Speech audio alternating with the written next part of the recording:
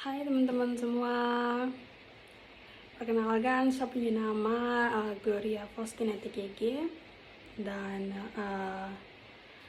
di sini saya akan mempresentasikan hasil presentasi saya mengenai studi kasus peran ASEAN dalam hukum internasional. Nah, di sini kita langsung saja masuk ke pendahuluan. Nah, di pendahuluan ini ada 4 poin yang akan saya bahas. Poin pertama itu adalah peran ASEAN dalam hukum internasional. Poin kedua, contoh konflik yang melibatkan ASEAN. Poin ketiga, hubungan ASEAN dengan hukum internasional lainnya. Dan poin yang terakhir adalah kesimpulan. Masuk ke dalam poin pertama, peran ASEAN dalam hukum internasional. Tapi teman-teman, sebelum kita masuk ke dalam perannya, di sini saya mau menjelaskan sedikit mengenai apa itu ASEAN. Saya jelaskan secara singkat dan pendek aja. Di sini saya mau menjelaskan ASEAN itu adalah sebuah kependekan dari kata asosiasi negara-negara Asia Tenggara dan merupakan sebuah organisasi regional. Nah, regional ini dalam arti wilayah dengan karakteristik tertentu yang membedakannya dengan wilayah lainnya.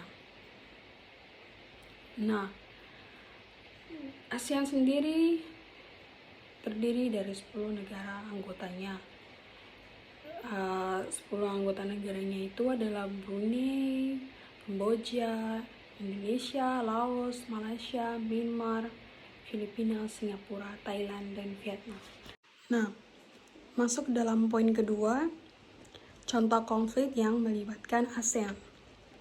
Di sini salah satu contoh konflik yang melibatkan ASEAN yang saya ambil itu adalah Laut Cina Selatan, di mana konflik ini itu melibatkan beberapa negara anggota ASEAN gitu, seperti Brunei, Malaysia, Filipina, dan Vietnam, bersama dengan Tiongkok dan Taiwan, yang saya bilang negara ketiga atau negara tetangga lah. Nah, konflik ini itu sebenarnya berkaitan dengan klaim wilayah di Laut Cina Selatan yang kaya akan sumber daya alam dan memiliki jalur perdagangan strategi. Berbagai negara mengeklaim kedaulatan atas pulau-pulau, terumbu karang, dan perairan di wilayah ini. Perselisihan ini telah menyebabkan ketegangan dan insiden di wilayah tersebut. Nah, ASEAN telah berusaha untuk memediasi konflik ini dan mendorong negosiasi damai.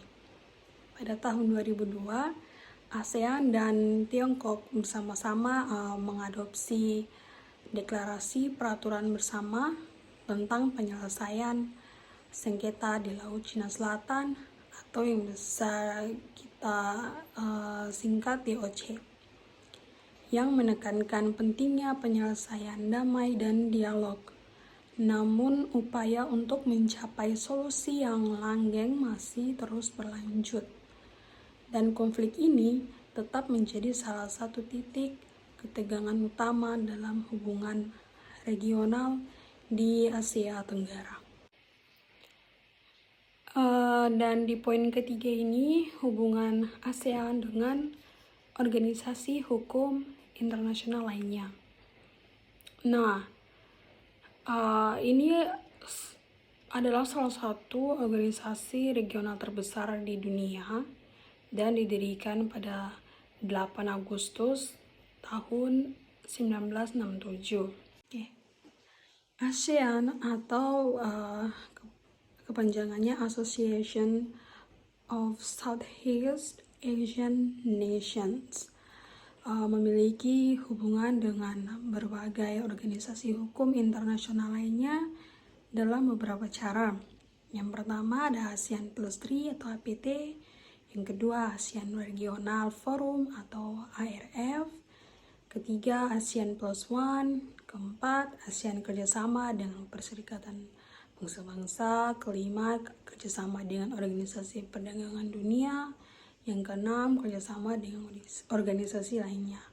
Nah, ASEAN juga memiliki hubungan dengan organisasi lain seperti APEC atau Asia Pacific Economic Cooperation dan berbagai organisasi regional dan internasional lainnya dalam berbagai bidang seperti ekonomi, keamanan, dan lingkungan.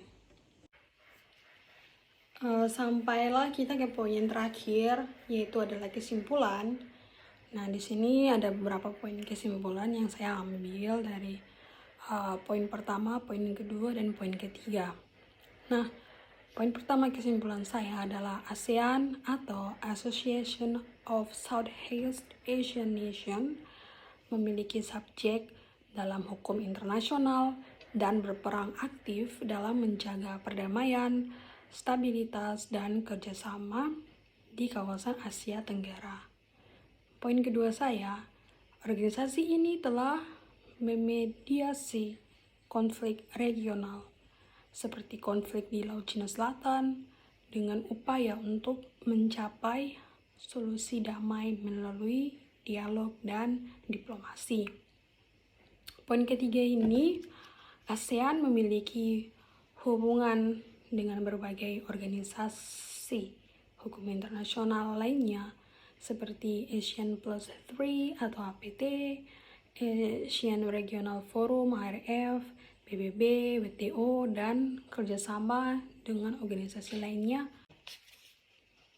Untuk ASEAN Plus 3 dan ASEAN Regional Forum merupakan forum kerjasama regional di wilayah Asia Tenggara dan Asia Pasifik.